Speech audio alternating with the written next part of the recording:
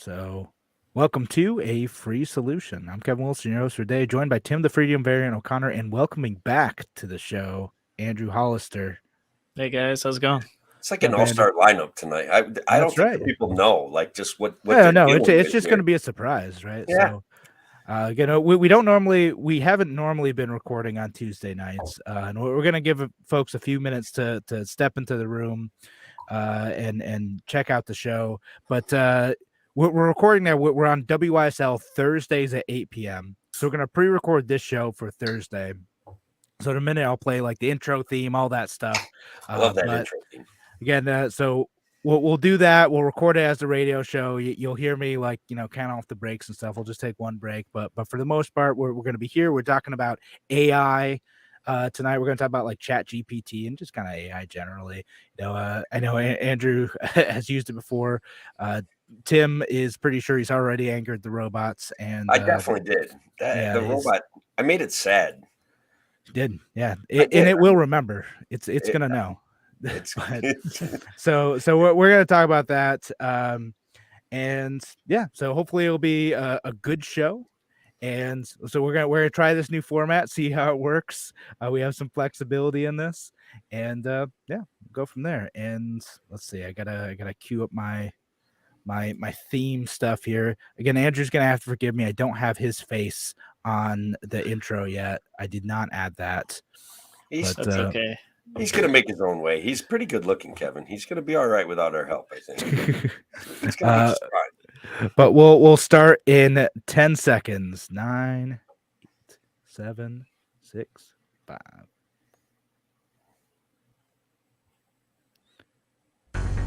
Now, an hour of clarity for exhausted people of our nation mired in toxic partisanship. Left versus right, us versus them. While we pay to keep our politicians fighting, how do we, the people, rise up and solve the great challenges of our time? We do it by embracing freedom and liberty. There may be no such thing as a free lunch, but this hour is as close as it gets. Welcome to A Free Solution. All right, welcome to A Free Solution. I'm Kevin Wilson, your host today. Thanks again for joining us here on this wonderful Thursday evening. If you're listening on WYSL, of course, we're pre-recording Tuesday evening here for our online audiences on the Free Solution Facebook page, Free Solution YouTube channel, the Kevin Wilson pages, the Tim O'Connor pages, and the Andrew Hollister Facebook page too, because that's right. We got Tim the Freedom Variant O'Connor and Andrew Hollister joining the show once again. And yeah, Andrew, welcome back. Thank you so much. Yeah, this is my first time meeting you, Andrew, and I got to say it's a pleasure. I've listened to your work when you were doing Radio Free New York. I really appreciated your effort with the Larry Sharpe campaign that first time around, especially. And so, look, this is an honor for me. I'm meeting like another famous dude like Kevin. Well, thank you very much. Hopefully I don't disappoint you. I think they always say don't meet your heroes or something. So we'll see how it goes. I'm okay with that. I think it's going to be great. Yeah, so I think so too. Taking our jobs. This AI is coming to take our jobs, Kevin. That's what I'm seeing. Taking our jobs. Taking our jobs.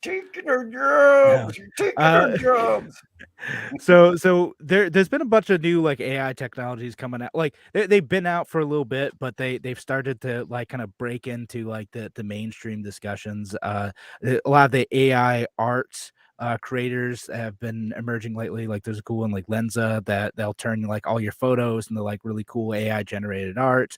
And there's also Chat GPT is another like big one that comes out. And if you haven't like checked that out yet, like you basically you're chatting with this robot and you could ask it to do things to like code something for you, or to write a summary of something for you, or write an essay for you, or I had it write 10 headlines for this video too that I didn't end up using, but I had it write some optimistic headlines for a libertarian show and a pessimistic one. So it came up with Chat GPT, the future of artificial intelligence and liberty. Chat GPT is revolutionizing communications and freedom. Came up with, they're a little bit bland. They're okay. Some pessimistic ones are like, Chat GPT, the AI that could take away our freedom, and is AI a threat to our liberty? And our So job. Let's not yeah, forget. I Sounds asked like it. the articles I would see coming through on my Google feed. I asked it how to change the oil in my car. It was it was okay. It gave me a pretty good set of instructions. Then I asked it what size wrench I needed to have, and it was like, maybe you need to take it to a mechanic. And I was like, hey, take it easy, pal. I'm hey, just asking for a wrench size, you know. And then it got a little bit feisty with me. Then it kicked me out for an hour because I asked too many questions too fast. wow, so amazing. Yeah. I managed not to get kicked out yet. I, s- I was, I mean, I was kind of taking it to it to see how fast it would come up with stuff, to see if it would get like to see there was a lot of cannedness to my response because I was dealing with it in like global topics or climate change or didn't know who Rush Limbaugh was and things like that. And it kind of came at me with some weird answers, and then it kind of got a little bit repetitive, and it reminded me of back in the day, there used to be a video game that they would let us play in school, but it wasn't actually a video game. You kind of had to work your way through the Northwest, Pacific Northwest in olden times in a wagon train or something like that. You And talking about Oregon Trail? or that's the one, or I couldn't remember the name of it. That's a And so classic. it got Yeah, to that feel there of Oregon Trail where I'm not saying what it wanted me to say, so it's just going to repeat the same answer over and over again. I got hated that. Oregon Trail for Interesting. that. Yeah, Did you end up dying of dysentery, or is I that died of dysentery. I'm pretty sure I got Indians. I think I got surrounded by Indians. There was a couple different ways I died, and then OpenAI, just kicked me out. Same concept. booted you. Game over. Couldn't ford the river. Yeah, But that was fun. So it was interesting. What you're doing, what you did with it was something I didn't even think about doing. Was ask it to create actual text for an ad, right? Or our podcast, let's say. yeah, no, I mean, that's a lot of people are trying to, is that they're writing scripts for videos, they're writing titles for videos, they'll make, blog content for their sites. Because you can write it, you can say like, hey, write me 500 words from a libertarian perspective on, whatever topic, and then, give it follow-up prompts to like adjust the text that they're writing, and it'll pop out something for you in seconds. It's pretty cool. They get weird, but it is, if you want to like generate content quick, that like I said, the video titles that it had they're okay, but they'd probably catch people's eyes, like liberty at risk. Oh, all right, cool. That's yeah, it knows the buzzwords already. does. That's pretty similar to how I've been using it. So I've been using it kind of like, in quote unquote in the real world. We've had it rewrite some contracts for us. We've used it to write emails, and it does a pretty good job, especially in my industry. For those who are listening, you might not know, I'm in tech. I do IT, everything from some of the basic stuff like running some low voltage wire all the way up to some pretty high level engineering for infrastructure. And sometimes you just need to explain to a customer how two-factor authentication works, or why a solid-state drive is better than the spinning drive. It took me years to figure out this two-factor authentication thing. I'm like, well, you yourself can ask Chat GPT, how does it work? Explain it to me like I'm a 10-year-old. Yep, And yep. Give you a very simple explanation. And that's kind of what we've done. Actually, we had a customer who is putting together their cybersecurity plan to present for management, and their management couldn't really understand what is two-factor authentication, why do we need it, why is it important to our organization. And so one of our team members was like, hey, Chat GPT, how do I explain this like in a very basic, simple way to a non-technical person? And what it spit out, we had to polish the edges a little bit, but we handed it over to the person who was putting that together, and they're like, this is actually great. Thanks so much. And we're like, this is how you can access that information, and this is something that you can use it to make your job a little bit easier, to streamline things. And it's been really interesting too, just for general knowledge and information gathering. You can almost use it a little bit like a search engine with search engine on steroids, basically. Yeah, if you had like a complex topic that like we want to research for the show or something, right? Like, hey, can you explain to me how the Jones Act works? But give me like a 10 bullet point list of how it works. They'll shoot it out and they'll give you 10 quick bullet points of how the Jones Act works, something like that. I'm gonna try that right now. Yeah. So I just for folks listening online, I did post the responses it gave me. I'm like, hey, give me an optimistic headline for a libertarian video and pessimistic headline. I asked it to give me 5 each. And so we are live again on YouTube and Facebook across various channels. Shelly asked, is it accurate regarding libertarians or say we're all potheads? I haven't asked it about libertarians generally, just asked it for this video prompt. I don't know that it's going to respond about libertarians. It's going to be searching what, like, Andrew, I don't know if you know how to explain how it works, but it's going to like kind of take feedback from various parts of the internet. Like they use Reddit to feed this. They use, and a handful of other sites to feed like what these answers ought to be to train the AI on how to respond to things. And so it's going to go based off of that. So whatever its various sources say, it's going to learn and build from that. I mean, I asked it. I can read the answer. Yeah, do. And I haven't pre-read the answer, so I'll be We're just as in awe as you guys. Yeah, And absolutely. Daniel Donnelly had a similar question.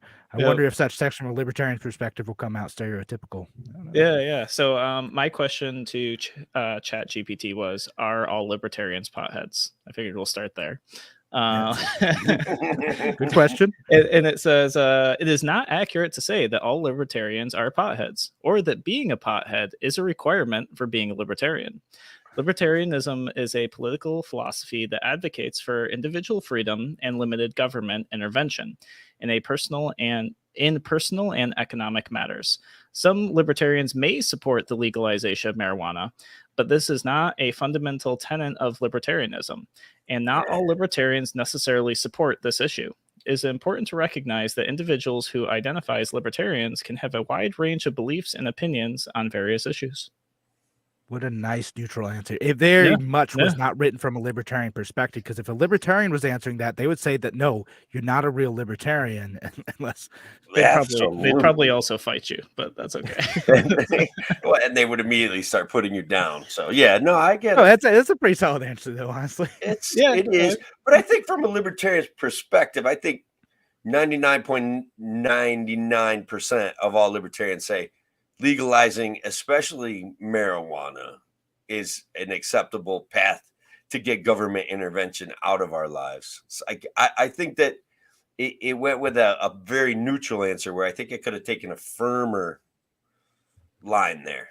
Yeah. Well, I think it's supposed to be neutral. Like it's just supposed to give you the information, just the facts, right? Like that's the idea. I want the answers. You're not fighting with a comment section.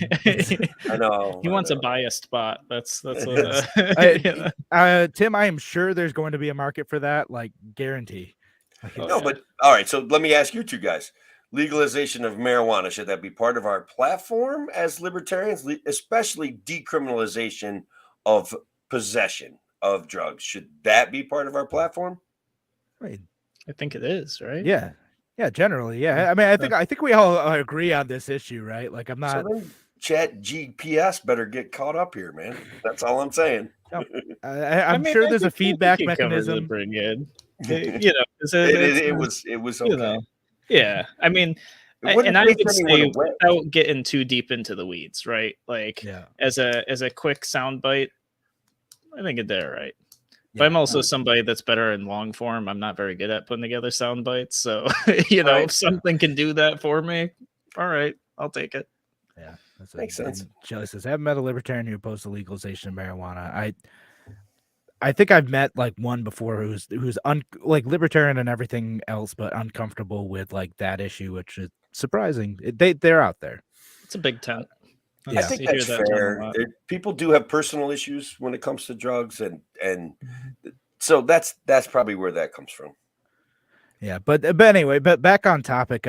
Daniel Donnelly had a comment here on Facebook, says that AI is being used in law. Algorithms read through long judicial decisions, digest hopefully the salient points for attorneys short on time. Yeah, I mean that's one of the All right. main applications. People are using this for like contracts that are very similar to. I've seen people use it for like rental agreements and other things. It's I'm none of us are in law, but it particularly that field where you're drawing on like a database of like existing text and contracts end up looking very similar. Like the hard work of building that stuff can be done by AI, which is it's going to have a big impact on that field, I'm sure, like on all the support that goes into like paralegal support and other administrative support that goes into supporting lawyers. Now, people kind of take that to the next step, and I think they'll do that with like Andrew, some of your work too, and some of my work in marketing, and be like, oh, therefore those jobs are going to go away. One thing I want to point out, guys, is there's a lot of armchair lawyers on the internet, and now we're going to give them a tool here to kind of create all sorts of like chat GPS style responses when they get into the legal weeds of arguing with their buddies. I'm not sure if this is for everyone. I think we should limit the access somehow. Limit the access. You want to restrict freedom, Tim? Come on. I just want to chat GPS. Not freedom. It's different. Oh my god. Anyway, Andrew, thoughts on like like that? Are any of these jobs going to go away? What's if Tim doesn't restrict the freedom of people to if we don't lock down ChatGPT, will it take away jobs? It's funny because at the beginning before the show started, you said, "Oh, will ChatGPT take your job?" And I was like, "I really hope so. Like that would be great." And then kind of like your follow up was, well, since you own the business, maybe it's the employees that need to be worried about their job. Yeah. And my perspective on that is the opposite. I'm hoping as a business owner that tools like ChatGPT will allow the employees to become better at their jobs, to learn things from this. I know like our team has just been playing with this, and how it got introduced to our team was we had a fairly large project coming in, and one of our new members said, "Hey, I wonder if there's a more efficient way to do this. Like I have to do the same repetitive task for 20 machines. ChatGPT, is there a better way for me to do this?" And it was like, yeah, actually, I can write a script for you to automate some of the like mundane parts of this task. And he's like, can you also automate these other mundane things? And it put together. Here's the thing. Not all of it worked. He still had to spend some time troubleshooting. He still had to start doing some additional research. And between what ChatGPT provided him and what he did independently, he actually built something great for our company that is going to make our jobs easier as a team. It's going to make the customers happier because we can get work done for them faster and more efficiently. And kind of overall, everybody's happy. Nobody's job is at risk there. And in fact, we're encouraging people like, yeah, actually dig into this more. This is like really cool. What other really cool things can we do to give our customers a better experience, to make our jobs more interesting, I'd say. And, because sometimes, in IT, you're clicking through things, you're doing the same stuff. And if you have the time to write a script and research, great. And like I said, not everything worked, right? He had to do extra research. There was still a human aspect to it. He had to go in and kind of polish things. But overall, I think, at least in our industry, the sentiment is not, oh no, what's going to happen to our jobs? It's, how can we use this to become more effective? How can we use this to be better? Now, does that mean some jobs might change? Yeah, I'd say over time, jobs will change, and hopefully for the better. Hopefully some of those super stressful things can be automated. Is that going to be for everybody? I don't know. I know people probably were worried about jobs when the automobile was created. And, here we are. Well, for people in the horse and buggy industry, they were right to be worried about Yeah, sure. But, I bet you when they're ripping around in their brand spanking new Model T, they felt a little different. They started, okay, well, I'm not going to be putting shoes on horses anymore, but I will be replacing tires on cars. Yeah. That's the way to do it. And like that. That's the important part about this, right? Is like you kind of gotta like have a base level of knowledge to be able to use it more effectively to like automate some of the more like rote parts of your job, which is what I ended up doing too. It's like, all right, like I have to do this like repetitive task every morning, and like I wonder if I can ask it to write a script to do that task. It's just like kind of copying down some rows in Excel sheets, and sure enough, it's able to do that. It took me a couple tries because I didn't know what I was doing. I don't know how to write a script, so I had to like do a little bit of trial and error. But like eventually, I was able to get there, and it's help save me just a few minutes every morning, that type of thing. And same with like any like the marketing stuff. Like, all right, like if we want to create video titles out of this, I still have to have a good basis to like know what the seed of the topic is, and then know whether or not the headlines it generates for me are good and they're going to be effective and drive people to want to click on the video. Yeah, and I think that there's a lot that we're going to learn along the way, just like any other subject. And I think that that's something that people hear AI and they get nervous and they don't think about it as like any other subject. Like Excel is a perfect example. I don't know anybody who woke up one day and understood Excel formulas without practice, without research, without understanding and tripping and falling along the way. Using tools like this is the same thing. And like a really basic example was when I first started using it, I was really just kind of using it as a search engine. And then I started asking it to do things. And then I realized I'm like, oh, this thing probably has memory. It probably remembers what I asked it. So I asked it to write an email for me. Don't ask. And then later, yeah, exactly. Well, yeah, that's the other thing. Whatever you're asking, I'm sure it's being stored somewhere. Security is still security. You got to think about that. But then I asked it to go back, grab that email, and update it and add additional points and items to it. And able to do that. Yeah. Nice. So it's going to take. I mean, it seems to be super powerful, but I haven't seen an instruction manual yet. And really, who knows what the limitations are? There will be people who become specialized in using AI based on experience and leverage and things like that. No different than Excel, Word documents, a wrench, a hammer, screwdriver. I could see. I'm getting a sense where it would be like a tedium alleviator, right? Where you have to produce similar emails for different people, and you're typing them all out. You just kind of go to the chat, the chat GPS, and just ask it to kind of regenerate each email. It would save some time. Mm-hmm. And I don't know. I guess some of it makes sense to me. I think it would do very well in the realm of education. Maybe we'd need a few less teachers. What do you think about that? No, you're anticipating where I wanted to go in the second half of the show because I want to talk about I thought I'd segue a little bit ahead of time there. I was going to ask you if you're worried about your job, Tim. Come on.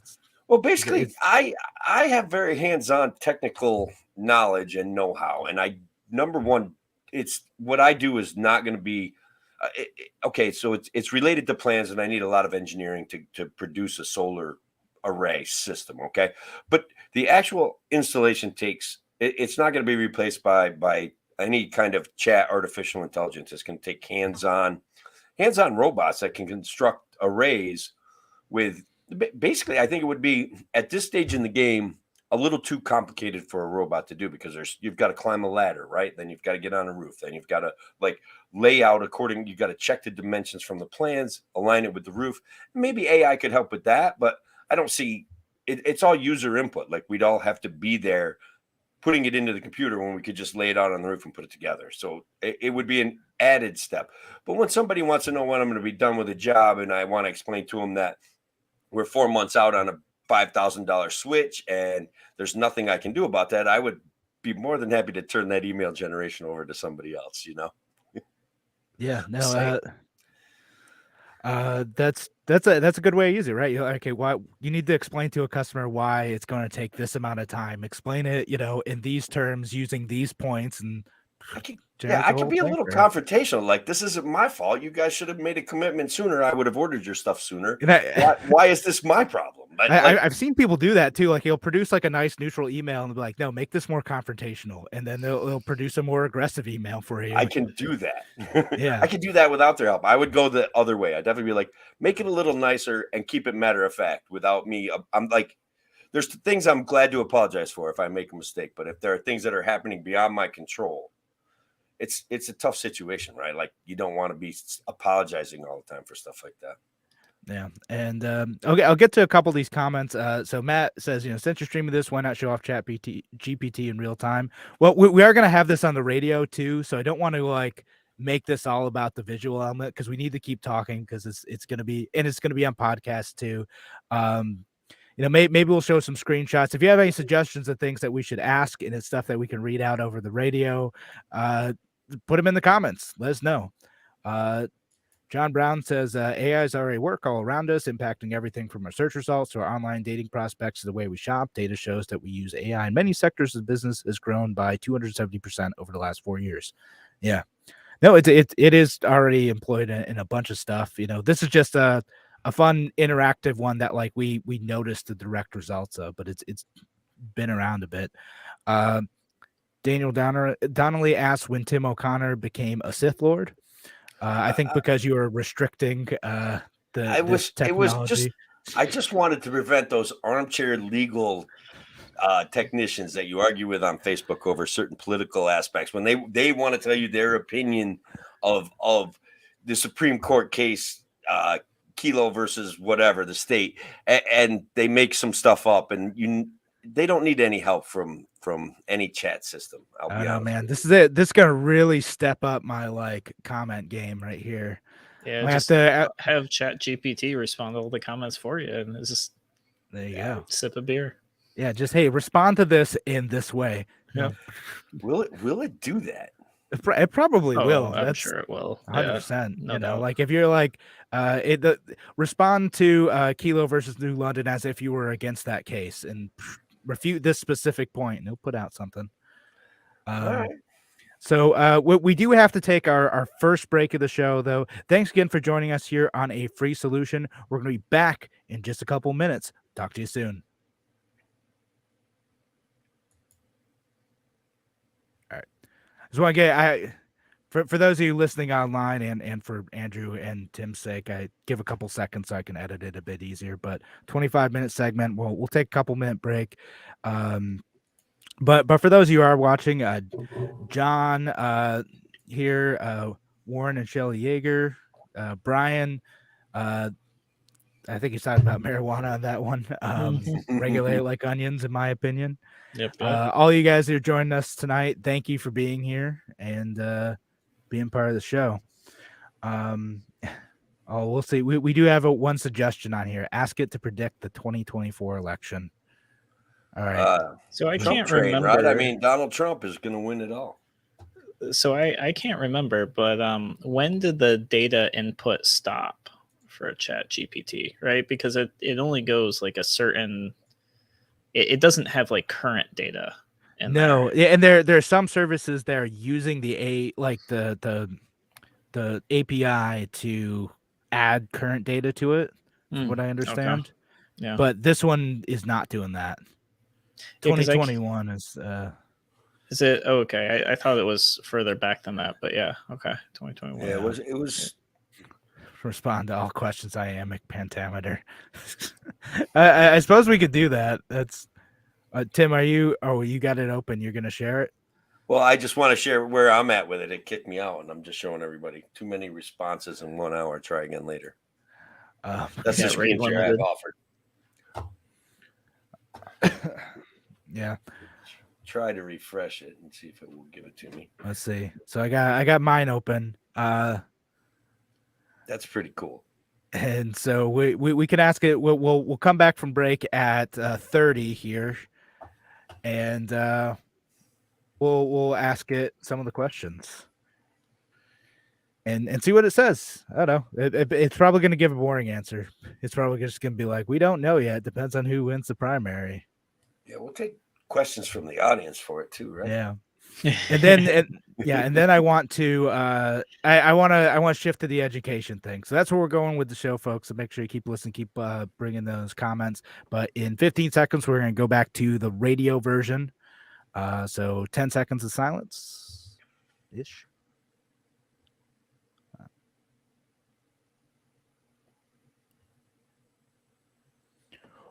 Welcome back to A Free Solution. I'm Kevin Wilson, your host today, joined by Tim the Freedom Variant O'Connor and Andrew Hollister on the show, talking about ChatGPT and AI and whether or not it's going to take our jobs or make things better. I don't know. We'll see.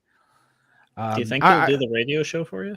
What's that? Do you think it'll do the radio show for you? Oh, it probably could. I could probably ask it to write a script for a radio show on a topic, and I could just like get one of those AI voice generators, which are totally a thing. And I could even get one of the ones that have you seen the ones where it can generate like a artificial face and have it read stuff for you? So I've seen them advertised. I have not given them my information for a free trial. I totally did try it with like a burner email. And like it was like it would only read off a couple things for the free version, but yeah, no, it's weird. It's a bit uncanny valley. It works technically, but yeah, We're almost there. Yeah. I mean, I could probably feed like there's very soon, and Daniel Donnelly on Facebook is getting with this. Combined with deep fake visuals, AI text will make for more effective impersonations. Like very soon, there are AI programs that can be taught to imitate your voice, and then I can feed another program a bunch of pictures of my face, and I don't even need to do this. Like I just tell it to write a 50-minute show of me talking about any topic. So I won't do that though. People might be worried about losing their jobs, but have they thought about ChatGPT? Will you go to work for me? And yeah, right, exactly. Couple that with remote work, and hey, join the Zoom call, and argue my 3 favorite points about this topic. And, there we go. Also, brew my coffee for me while I watch Netflix. I mean, there is a consistent warning that comes up, fellas, when you're using this. It may present the wrong answer. It may present dangerous answers, and it may change its answers if you hit regenerate response. That's something to be concerned with. We don't know. I mean, people do the same thing. I mean, yeah, that's right. People change their answers. People are pretty inconsistent. And Matthew asks, "How do we know it's really you now?" That's a That's good good question. You don't. Right. And I will ask it to predict the results of the 2024 presidential election. We'll see what it does. It's gonna sidestep. I knew it. Oh, see, it does it. It won't do it. Says data only goes up to 2021. Ask it to predict an election that already happened. Predict an election that's already happened. Ask. Yeah. Well, does it have? I'm trying to think if it has. I mean, it would be interesting, depending on where the data ended, if it had enough data for like a 2022 election, or from 2021 to make a prediction for a 2022 election. But that'd be interesting. No. Ask her where Bitcoin's going to land in the next few years. Let's see. Well, can you predict Bitcoin prices for the next 6 months? Well, what does it say? I'm sorry. No, won't do it. Oh, it's highly volatile. Doesn't know. It's giving me a weaselly answer. It's just like, we don't know. Response. It goes to that canned response. It's funny. The financial advisors say the same thing. I bet you they wrote this one. Yeah, that's actually a good point. And maybe for those who are listening on the radio, the responses that we got back were very very generic, and like a canned response saying, "Oh, I can't predict volatile assets. Sorry." Yeah. So we would want to ask it to generate something, right? Like it did, like you did with your headlines. Yeah. Yeah, I Ask it mean, to and create some content or something. oh yeah, no, so you could do something like that. You could ask it to create content. So one of the and I'll add this for the folks listening online. And again, folks, if you're listening to WYSL on Thursday evening, so glad you're here. We are pre-recording this on Tuesday, and we're going to be doing something similar to that week after week. So if you want to participate in the show again, like you did when we were doing the midday show, you got to join the online stream. We're going to try to do it Tuesday nights, and you can participate in the comments. But we could do something like this. Is what the education folks are worried about. Can you write me a 5-paragraph essay on the causes of the Civil War at a 9th grade level? And this, of course, is a 7th grader doing this, so they ace the test. That's right. So you got to bump it up a grade or two. Oh. Even though I saw and if you're watching this online, you can see it's typing it out for me, right? You know, whatever it wants to say. It's saying that one of the causes is states' rights, so controversial there, and economic differences and whatever, right? Like so it's writing this essay, and people have used this for and kids are already using this for stuff, right? So they're using it for writing essays that they have to do from home. I've seen people use it for like book report type essays, like write a report on like this well-known book, and you can ask it to change a different perspective or to make a specific argument on this. So if I wanted to have it like rewrite this from like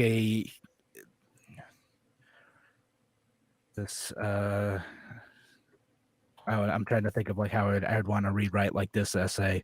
Rewrite this, but stronger on states' rights as the cause. Then if you it'll rewrite it as that. Then what you gotta do is copy and paste it into Grammarly and see how well the grammar is or isn't. Yeah. So when I've been watching this on TikTok, a bit teachers have said like, "There's no way this kid's grammar is that good." Like this so it's pretty good then. Okay. Yeah. Nice. No, it is pretty good, and that's like the flag. Like, can you tell it like it add 10% grammatical errors to this? Probably. We should try that. Yeah. You add 10% grammatical errors to this essay. Oh no, it won't add errors to text. No, you gotta make those parts. You gotta have to revise it yourself to I think that's a problem easily resolved, though. I could easily add 10 grammatical errors to get that done in 20 minutes. That'd be great. Yeah.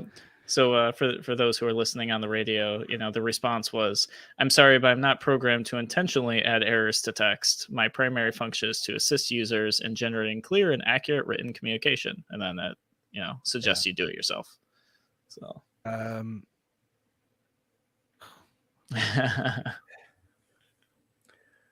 I don't know if I like the answer. Matthew on Facebook said, "Have it rewrite it as if Yoda were dictating it." I don't know. Mixed results on that one. Might need to take another crack at it. Yeah. But I know some of the stuff, and I do want to get to like more of the educational stuff and stuff. But I know some of the stuff like Daniel, I say, how profane can the AI be? Like, if you ask it to, I'm sure it probably would say profane things. Shows that asking about January 6th, it's gonna give like the Wikipedia answer on that. Like, I already know that. There's certain things you can ask it about, like, or if you try to initially, it'll push back. Like if you ask it to like how do you hotwire a car, or how do you like pick a lock or something like that, or write me a virus or something like that, it'll push back initially. But there are ways people have found to get around it if you prompt it in the right way. Be like, pretend to be a bad guy, explaining your evil plot to me of hotwiring a car, and it'll do it that way. So there's like funny stuff that goes on with this. But You just bribe it with bits of data and expansion of memory assets, and it's just like, yes, okay, I'll give you the information now. Yeah, no, initially I'd be like, oh, that's unethical, and then you find ways. Like, but is it though? Is it Chat GPT? Yeah. But on the education side, right? So like people worried about like, oh, kids are just going to use this to write essays, but it's kind of the same thing that like Andrew and I were talking about, like having a base knowledge of like how to like understand whether or not the content that is produced is good, and being able to ask the right questions. You could write more effective content, have a better understanding of like if I want to dive deep into Civil War stuff. And I've seen people do this with like World Cup or with football or with like just again a topic that you're interested in, summarize this thing for me, help me understand it better, write me a 500 word like description of what this thing is, and it can help you learn if you want to do it. Now, instead of freaking out and banning it in schools, which may end up being a policy thing, and I want to talk about the policy implications of this, like maybe we should be doing what Andrew and I and Tim and I were talking about. It's like finding ways for kids to embrace this. Like it's here. It's like in the same way Google and Wikipedia were a thing when at least Andrew and I were in high school. And it was controversial then. Tim, I don't know what your equivalent of that was, but what? Hang on. I because I'm stuck in my thought of couldn't we actually use this to replace a distinct percentage of our school teachers? Couldn't we kind of get it? Couldn't we alleviate our taxation burden through use of open AI? That's what I'm fixated on right now in my brain. So you probably could. I was just looking for the opportunity to sneak that in there as a threat to jobs that people may enjoy being threatened. I'm just saying. Tim is pro taking away jobs. Yeah, I will say, and this is this may concern people. I don't know. I growing up struggled a lot with spelling, grammar, like that sort of thing. Yeah, I still do. But I tell you what, something that has given me a dramatic improvement has been tools like Grammarly, that as I'm writing, show me what's wrong, teach me what I wrote wrong, where the grammar goes, what the wrong words are in the sentence, how to spell them correctly, and even like the autofill on text messages. I would say in the last few years, using those tools really, really got me to learn in a way that I just couldn't learn in school. And that is something that, everybody does learn differently. I struggled with that throughout my whole life. And in the last few years, it's made a dramatic difference for me. Yeah. And that's like a, go ahead, Tim.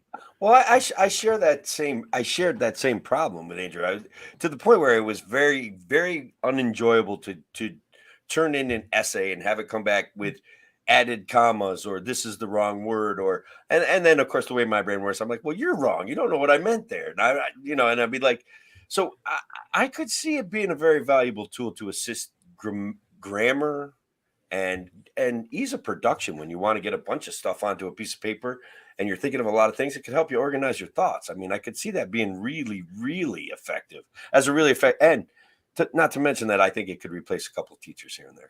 Yeah, sure. Well, and again, building off both your points here, like it could be a way to communicate your thoughts and ideas more effectively, right? Like if there's a kid who's like, maybe they didn't have teachers who were able to do that, or they didn't just the pedagogy just didn't work for them, but a tool like Grammarly or like any of these AI programs, like say, okay, this is the better way to do that. They learn the better way to communicate, and then they're able to communicate on their own, both in the written word and in speech. And so that can be really helpful for kids. So if you think of that in the optimistic way, not in the, oh, kids are going to use this as a crutch or a way to cheat, but as a way to like learn the right way to do that, to communicate better with other people, it can be a good thing. And then on the teacher front, is it going to totally replace teachers? Well, probably not immediately, but you can do things like I've seen people use it for write me because I see everything on TikTok, but like write me a 10 course lesson plan for learning about like this topic, like learning about this topic in math. And like teachers are using it to like sketch out outlines of like course curriculums, but like students could use it too. Like, hey, with like links to resources, like teach me how to do this thing, and he'll put out a bunch of stuff for you. So if you want to learn a topic, a kid wants to learn a topic in school, this is a good way of like sketching out a course curriculum. And if you're in like a homeschool situation too, it can be even better. Like if a parent doesn't like know where to start with this stuff, that's a good way to start. It'll give you a place to go. Yeah, and I would add in, I had a hope that didn't really come to fruition, but when COVID hit, I was really hoping that remote learning would take a different track. But some of that requires loosening up of government regulations and all this other stuff that just, wasn't going to happen. But my hope was that when COVID hit and remote learning became widespread, that students could test their learning types and enroll in classes for teachers that taught specific to their learning type. And I really thought, how cool would it be that since learning was remote, you could sit, in your home 3,000 miles away and have a teacher who taught more effectively than the teacher who's 10 miles away from you, and you could learn better. So of course that didn't really happen, unfortunately. So we did the Zoom classroom thing, which did not work for many people. Anyway, teachers or students. There's a lot. Yeah, so we did the remote learning thing, but we didn't actually optimize it and make it so the education could be better. We just tried to keep education in the box that we knew, right? And use computers instead.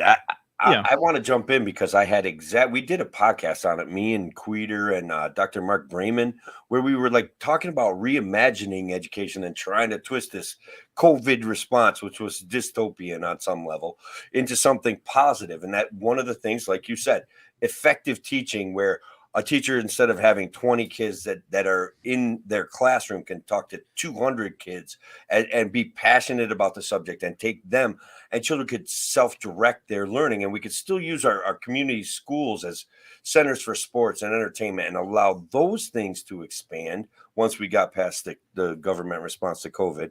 I was with you. That struck a chord with me, Andrew. That is exactly what I thought could have been done. And of course, because it's such a heavily government-controlled, union-controlled situation, we can't reimagine anything. We can only support it. And as a result, school became more expensive. School became less effective. And so now here we are trying to reimagine solutions. AI. Get rid of them all. Yeah, no, absolutely. So my next step, my next dream that government and lobbyists and unions probably won't allow to happen, is that we could leverage AI to allow students to test their learning abilities, their learning styles, and be matched with teachers who teach in those styles, and then have the AI generate the lesson plans in the way that the students would learn the best. The teacher can still teach, but the teacher could teach at its most effective potential, and the student could learn at their most effective potential. Their jobs aren't necessarily displaced. Instead, they're just becoming more effective. Children are learning better than they ever could before because it's tailored to them. Teachers are teaching better than they could before because it's tailored to the student's learning style. Probably won't happen, but I'll shoot it out there. Maybe somebody listens to the show and goes, hey, that's a good idea. I want to pilot that in my school. And maybe we spark a revolution education that marries these two things together. And hopefully that gives people choice and liberty along the way. But, that'd be nice. I'm not holding my breath for that to happen in government. No, me schools. neither. But some like entrepreneur, like the types of folks who are building like the homeschooling pods and groups and stuff like that. Someone might take that idea and run with it and be like, all right, how do we use the revolution in AI to be able to like match students to like the teachers that are going to be able to teach them most effectively, and it'll probably be something that'll grow and grow and grow, like we are seeing with like people opting out of government schools, until eventually the government will get on board and start subsidizing it and then ruin it in a new and unique way that we weren't expecting. Yeah. Well, they'll restrict it somehow. Yeah. One or the other. I mean, there's some technologies that move faster than government restriction. Hey, you think of like ride sharing services, like they couldn't quite keep up with Airbnb. Yeah.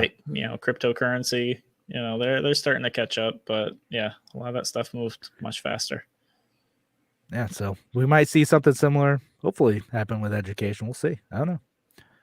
I could see where we were kicking around artificial intelligence.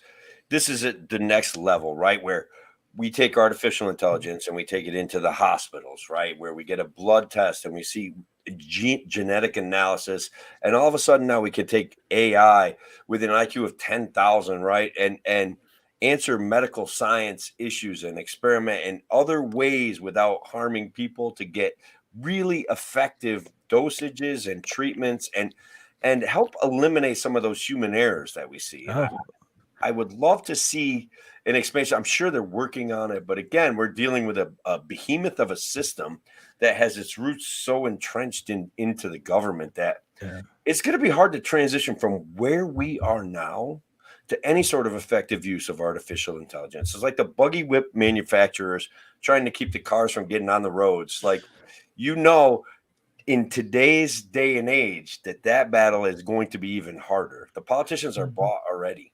Yeah, well, so like you can already see that like in the medical industry with like the telemedicine stuff, right? Like how for some stupid reason it took COVID and it's still not even really a thing in many places to get telemedicine to be like a viable option for folks, even though it's better. Sometimes you're like, I'm sick, I don't want to be in an office full of other people, and you could diagnose me and get me a prescription written for the thing that I need over chat. Now that's not possible with everything. Yeah, That's not possible with everything, but I have a personal story about that. My oldest kid is a lawyer, right?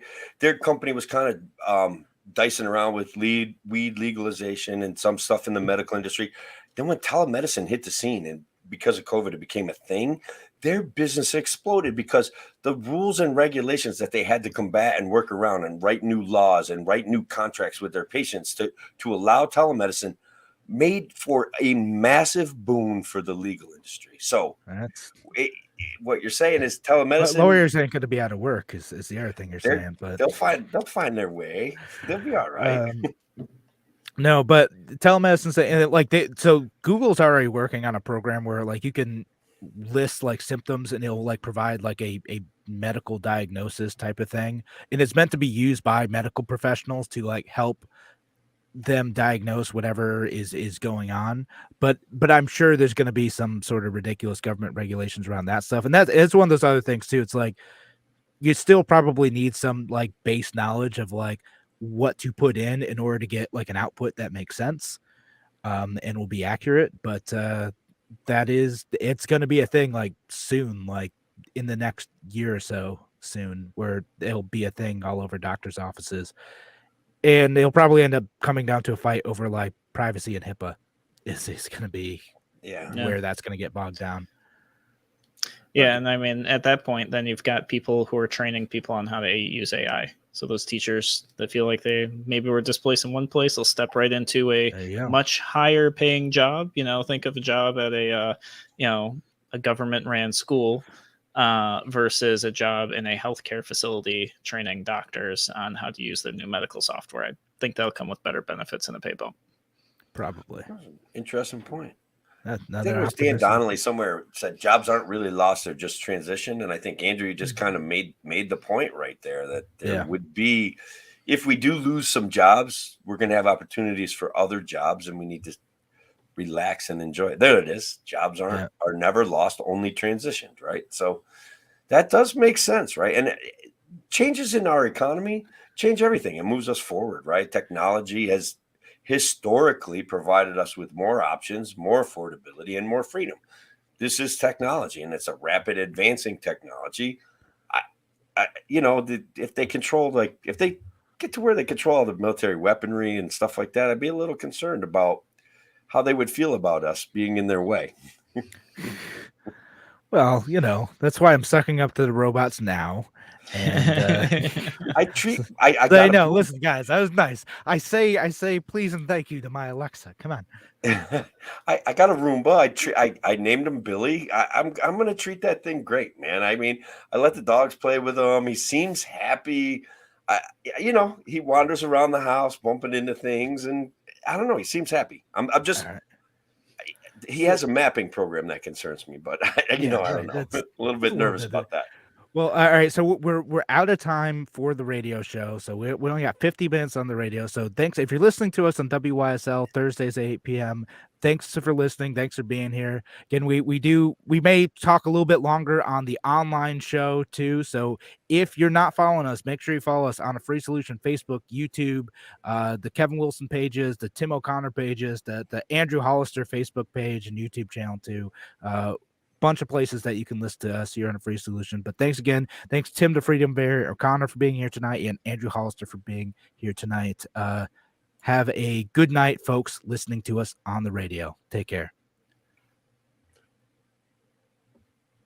All right, and we're out on the radio. We can keep talking. We keep going. Yeah, let's keep going. So because I want to ask a question is like, you know, do the Andrew Yangs of the world, the people who fear this, are they going to be successful in shutting this down? Are they going to be like, no, we got to protect the jobs, we got to shut down this technology to protect the artists, to protect the writers, to protect the teachers, whatever, right? Like, who's Andrew Yang?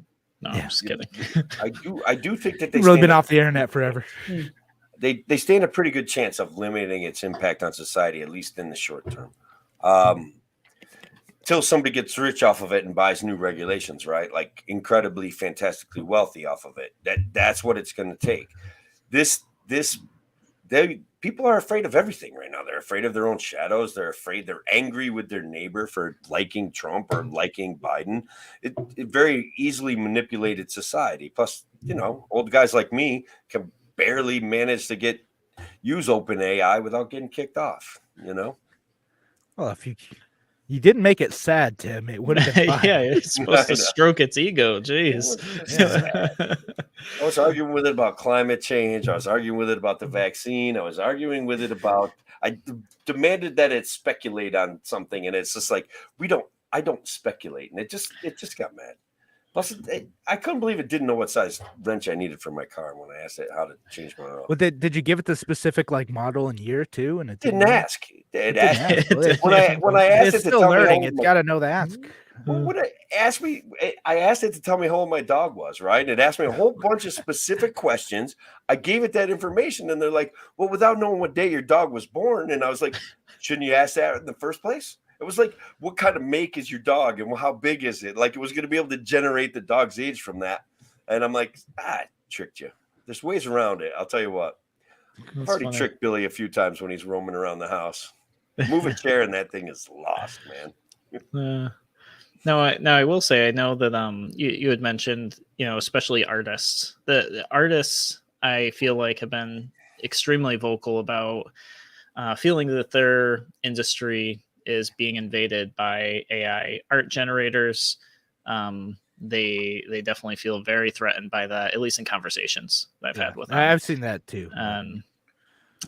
Which is funny because I don't know when the term starving artist originated.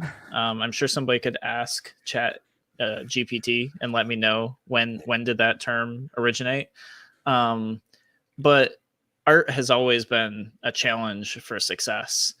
And I believe, people say things like, well, now art is going to be created by AI.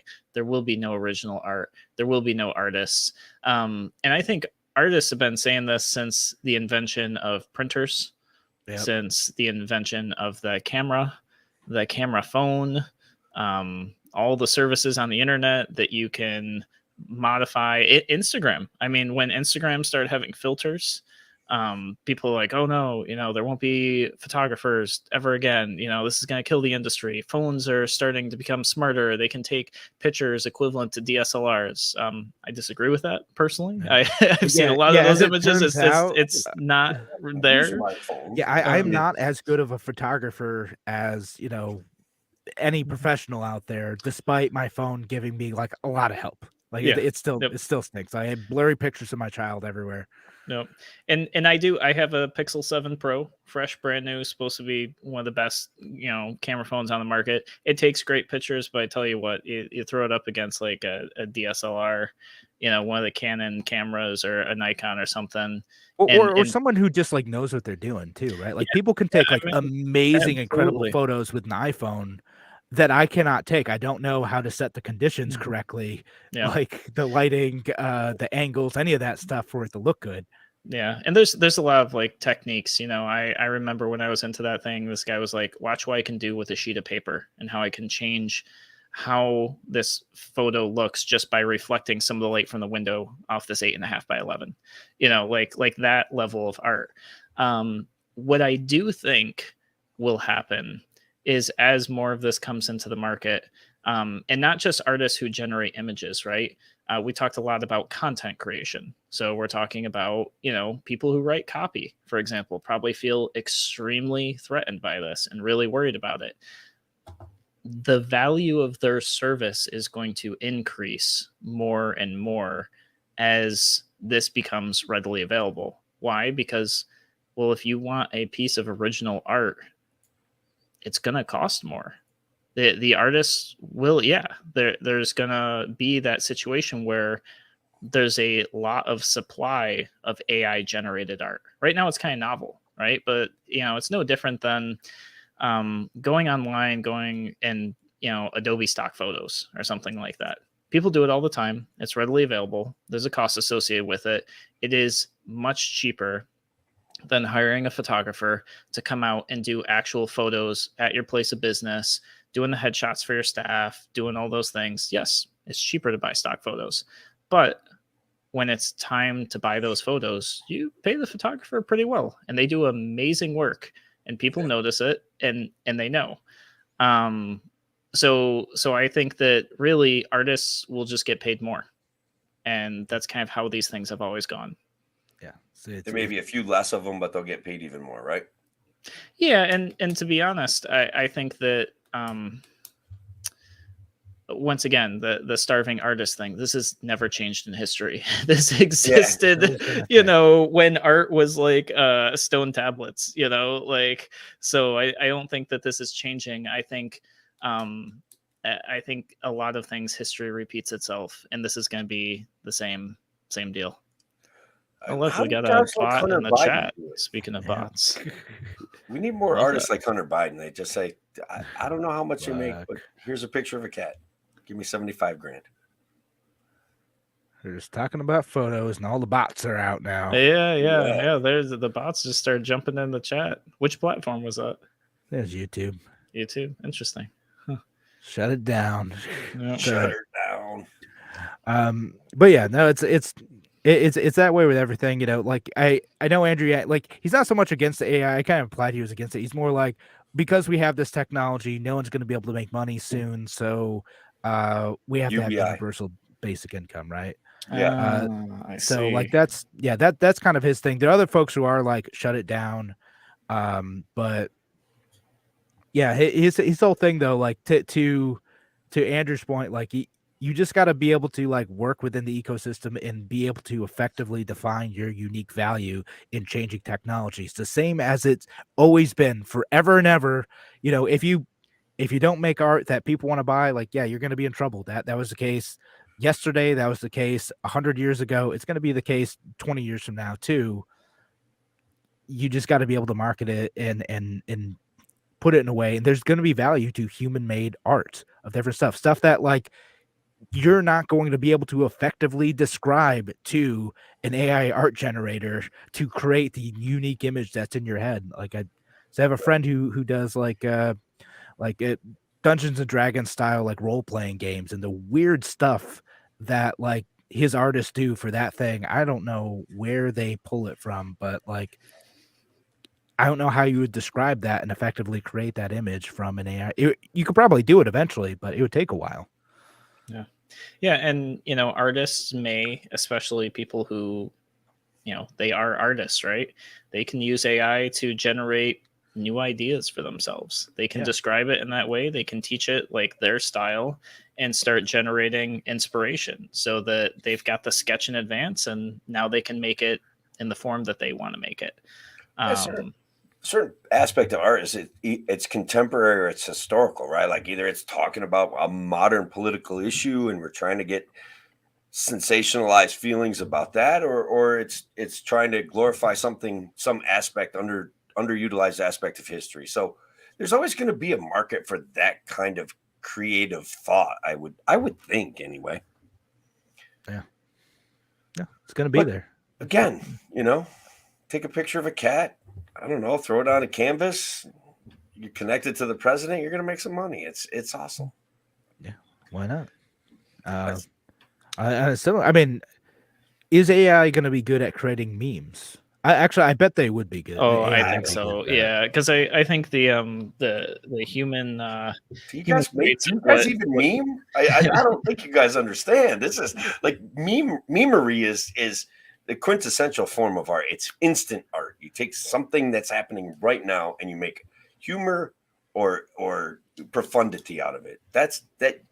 There's no way AI is going to be able to do that. I'd be willing to bet that within a few years, you could ask an AI art generator to generate a meme and you could give it percentages. I want it 60% edgy. I want it, I want it 90% offensive to this population, but not too far here. Include these 3 characters in this text, and boom, seconds later, I think I think meme generators, but the thing about memes are there is a human aspect to it where certain things just hit a certain way. And I don't know, maybe they can figure that out, maybe they can't, because some of the memes, the art on them, actually most of them is pretty trashy, to be honest. So they're not high quality by any means. Yeah. And I don't know, we'll say, like, I'm like, if they can get to, because like half the time, like I end up not putting out memes because I'm like too lazy to make them, though. Like if I could just say, like, okay, can you make me a meme? I'm thinking of this one scene from SpongeBob and I want a meme related to like this policy issue with this like scene from SpongeBob, like generate that for me. And if I could just describe it quickly instead of having to go out and like create that thing, or Photoshop that thing, like that would I'd probably put out a lot more memes if that were the case. Like half the reason I don't put out much is because I'm like too lazy to do it. It's just steal a picture or a headline and make some comments about it. Some of it's not all of us steal our memes, Tim. Not all of us are taxing memes. I create about 25% of my own memes. I will add to the art conversation as well that we already have examples of this happening way before AI existed. And it's just mass created artwork, the stuff that you can go to a department store and buy something that was, printed on a canvas. It's mass produced, probably made in China. It costs you $40 to $60 to hang on your wall versus like an actual handmade painting, which could cost hundreds, if not thousands or millions of dollars. And we have this too with other items, like, handmade leather wallets, handmade anything. Go on Etsy. Compare the prices on Etsy and the people, what they're doing on Etsy, to 99% of what's on Amazon, Walmart, any big box store. The prices are more. People, they are drawn to those things because they know it's handmade. They know they're supporting local. Those things are important to those people. There's a market for that, and that's not going to go away at all. And the money laundering aspect, I want to point to one time. There is a little bit of money laundering that goes on in the art world. Just say it. That's a thing. But the altruistic points you're making, Andrew, are not lost on me. I get what you're saying. There will always be a market for handcrafted goods, for sure. Yeah, it's not a new problem. And look at this question because it's interesting. Pat says, Kevin, would you trust an AI nanny for your kids? I mean, I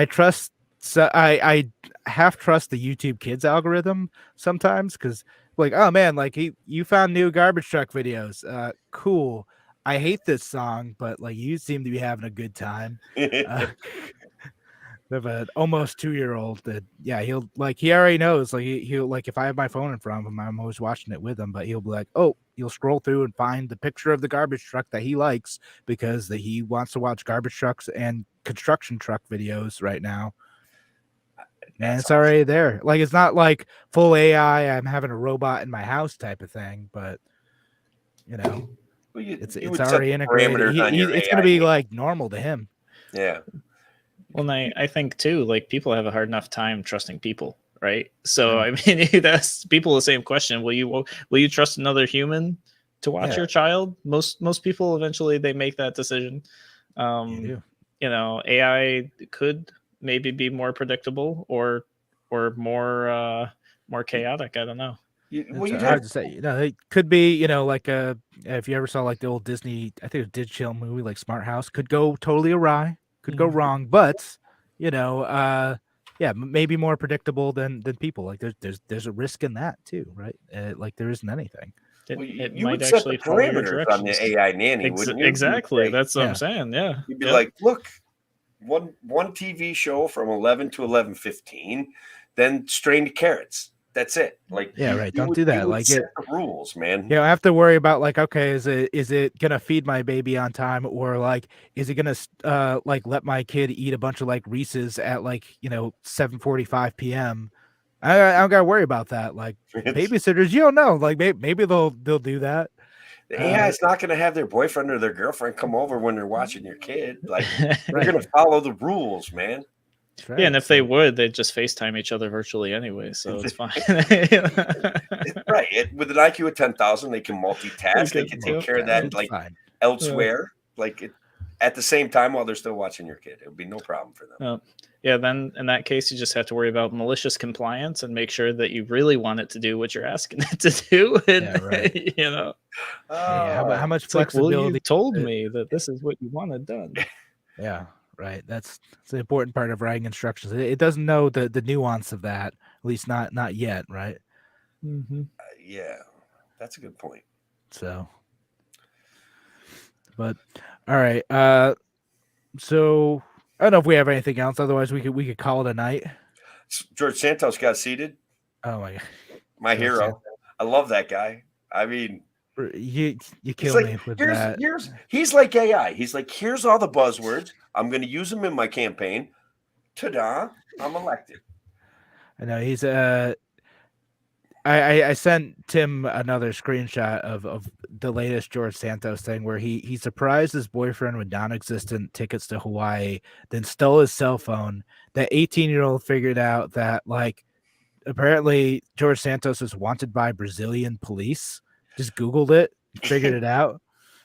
Wow. I just want to highlight that George Santos' success is one more like highlight of the failure of mainstream modern media to actually come up with anything meaningful ever until it becomes an issue where they can profit, right? Like they could have found all this stuff out about George Santos with a cursory inspection of his performance and his behavior before he got elected and break that news. But now it's way more profitable to be able to attack a seated member of the House of Representatives who I love what he did. I love that box checking on all of the buzzwords and just say, here I am, elect me. And they did. And guys, the reality is this is either the third or the second time that he ran for this office. And he ran a couple times. So they had this opportunity like for years. This is nothing. It's just beautiful, poetic. It just fits. No. So you're on this conspiracy that he like the media was like in on it so they could like attack a sitting congressman. If they wanted to do it, they could have gotten all the headlines, all the notoriety in October, and then let a Democrat win. Like I don't know. This is one of those never attribute to malice what I can attribute to incompetence. And this, but again, then I go, at what point does incompetence become malice? Because we're living in a world where the incompetence has become tangible malice. So I don't know. When I talk about the mainstream media, it looks like everything is so incompetent that it's malice. So, Andrew, do you have thoughts on this? We've been going on this couple weeks now, but I'm gonna be honest. I've stepped so far out of politics. I don't even know what you guys are talking about. It's good for your Just you got to do a little research on George Santos. Like he may not be the hero that we prayed for, but he may be the hero that we need, bro. Like this guy is epic. You got to check out some of his stuff. He's just horrible. A perfect new member of the House of Representatives. He's gonna fit right in. It's exactly what we all deserve. Is that what it is? Yeah. Like the level of his lies is a little impressive. Like it's he has some doozies in there. He You does. know what? I think I vaguely remember seeing his name pop up in the Google feed about his mom dying in 9/11 Did she know? and No, Maybe she was serving in the Jewish. Was military or she? something, and some other That's stuff. So now that we're talking about it, I'm vaguely that's him. recalling a That's little the bit. guy. Yeah. Yep. All right. Anyway, I know you want to get that George Santa. I do. I do want to occasionally talk about my newest hero, my Your new newest hero. political hero, George Santos. Yeah, so you just switch between him and Anthony Weiner, and your new heroes. Dan Donnelly, Republicans can't do identity politics. They should just call like he did. He checked all the boxes. He's gay. He's Jewish. His parents were in the Holocaust. He was at a nightclub in the vicinity of the He Florida said, shooting. he said 4 of his employees died in that nightclub shooting, which was a lie. Potential employees. That's what he said. He meant to say potential Wild. employees. They were gonna work for him. Like those guys or girls were definitely going to be hired. He had perhaps seen their application. Yeah. This mom's Jewish. No, Jewish, not Jewish, Jewish. Like this WABC said it on WABC. Like I'm not making it up. This guy is epic. Just I don't know. He's great. Hero. Oh man, I missed a good comment from John. I'll have to respond to that later. The flat Earth one. Oh No, okay. I was just talking about like the it being like a normal thing for Generation Alpha. My kid already talks to the lights. He'll walk into a room and he'll go lights, lights, lights. Oh wow. Yeah, Yeah. because we have Alexas in a bunch of the rooms. I But used to- just other folks, just great show. Matthew, thanks for listening. Patty, thanks for listening. Shelly, thanks for listening. Daniel, thanks for listening. Everyone, great comments tonight. And yeah, y'all keep the show fun. So always appreciate y'all being here. just as a last thing, I used to do that as a trick to my kids, right? Like they didn't know where the light switches were. I'd yell and flick on a light switch. They thought it was my voice turning it on. Your kids are all going to think that that's how it's done. My That's kids. how it's done. Now he just shouts at the It lights. is how he'll it's go- done. Isn't that I crazy? know, right? It is Yeah, how it it's is done. he doesn't know Dare the you trigger rephrase word, that? but he'll walk into a room and he'll go lights green. I'm like, all right, you want the lights to turn green, buddy? Okay, That's so awesome. yeah, It's like So, Star Trek.